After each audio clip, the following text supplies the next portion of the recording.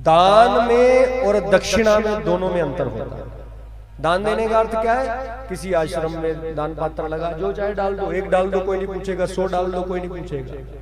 दान जो है वो स्वेच्छा से दिया जाता है, और दक्षिणा विप्र की इच्छा से। दक्षिणा कोई भीख नहीं है, दक्षिणा विप्र का अधिकार है। आजकल लोग दान को ही दक्षिणा और दक्षिणा को ही दान समझ रहे हैं। एक डॉक्टर ऐसे थोड़ी बनता है, एक लॉयर वकील ऐसे थोड़ी बनता है। कितने साल पढ़ना पड़ता है, कितना अभ्यास करना पड़ता है कि नहीं, तब जाकर के वो किसी का इलाज कर सकता है, किसी का केस लड़ सकता है। वैसे ही एक विप्र जब कितने सालों का अभ्यास अध्ययन करता है, उसके बाद ही वो आपका कार्य कर सकता है, और उस कार्य की करने की फीस को दक्षिणा कहते हैं। अच्छा, एक विचित्र बात और समाज में आ गई है। आजकल कुछ एक लोगों को बड़ी तकलीफ भी होती है, महाराज बड़ी दक्षिणा लेते हैं, और तकलीफ उन्हीं को होती है जो दान पे पलते हैं।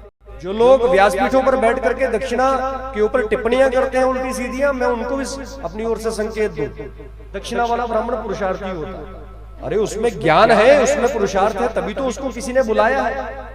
पकी पकाई बनी बनाई खिचड़ी पर नहीं बैठा है, उसने अपनी मेहनत से अपने नाम को खड़ा किया है, अपने अस्तित्व को समाज में स्थापित किया है। दक्षिणा के लायक उसने अपने आप को अपने पुरुषार्थ से बनाया है, इसलिए उसकी जो इच्छा, जो वो मांगेगा वो लेगा। इसमें किसी को कोई टिप्पणी करने का कोई अधिकार नहीं।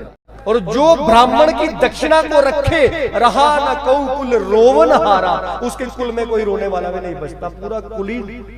आप कभी जीवन में मत कहिए पंडित जी को, ब्राह्मण को पैसे दे करके कि मैंने दान दिया। आपने दान नहीं दिया, आपने उसकी फीस दी है महाराज।